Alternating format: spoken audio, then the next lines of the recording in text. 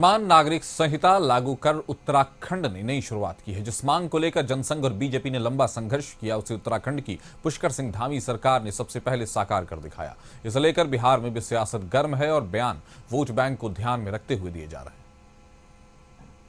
उत्तराखंड देश का पहला राज्य बन गया है जहां समान नागरिक संहिता यानी यूसीसी लागू किया गया है।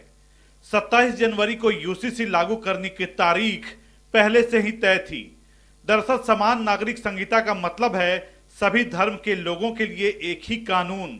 आसान भाषा में कहें तो एक देश एक कानून। देश में अभी शादी, तलाक, गोद लेने के नियम, उत्तराधिकारी, संपत्तियों से जुड़े मामलों के लिए सभी धर्मों में अलग अलग कानून है। समान नागरिक संहिता आती है तो फिर सभी के लिए एक ही कानून होगा, फिर चाहे वो किसी भी धर्म या जाति का ही क्यों ना हो। सुप्रीम कोर्ट भी कई फैसलों में समान नागरिक संहिता को जरूरत बता चुका है। हिंदू, सिख, जैन और बौद्ध के पर्सनल मामले हिंदू मैरिज एक्ट से चलते हैं। मुसलमानों, ईसाइयों और पारसियों के अलग पर्सनल लॉ हैं। ऐसे में अगर यूसीसी आती है तो सभी धर्मों के मौजूदा कानून निरस्त हो जाएंगे। फिर सभी धर्मों में शादी, तलाक, गोद लेने, उत्तराधिकार और संपत्ति से जुड़े विषयों पर एक ही कानून होगा। समान नागरिक संहिता का मुद्दा मोदी सरकार के टॉप एजेंडे में रहा है। पिछले साल स्वतंत्रता दिवस के मौके पर पीएम मोदी ने सेकुलर सिविल कोड का जिक्र किया था। उत्तराखंड में बीजेपी की सरकार है और बिहार में बीजेपी सत्ता में भागीदार है, तो इसका साइड इफेक्ट यहां भी दिख रहा है।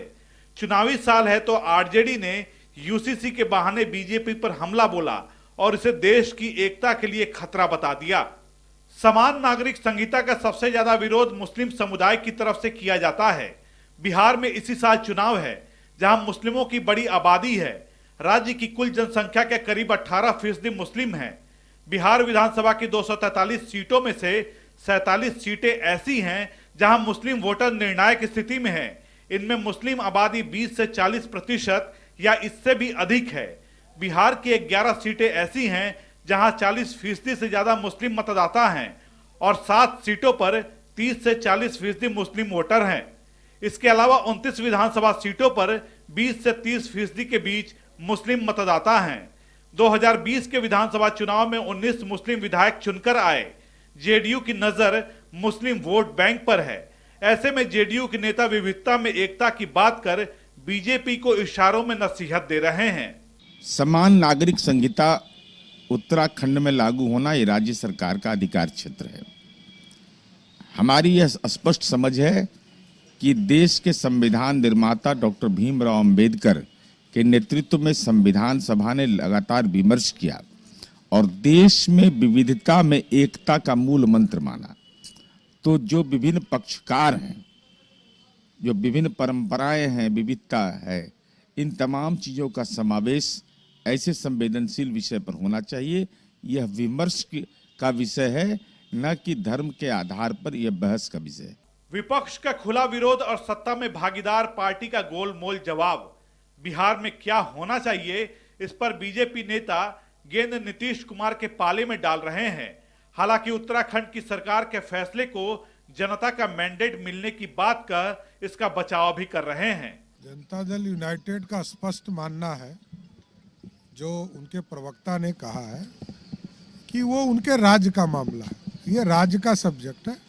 आदरणीय नीतीश कुमार जी जो फैसला करेंगे वो तय होगा बिहार में। केवल राज्य हित में है बल्कि राष्ट्र हित में, और निर्वाचित सरकार को यह अधिकार होता है कि वह राज्य हित में, राष्ट्र हित में जो निर्णय लेना चाहे वो ले।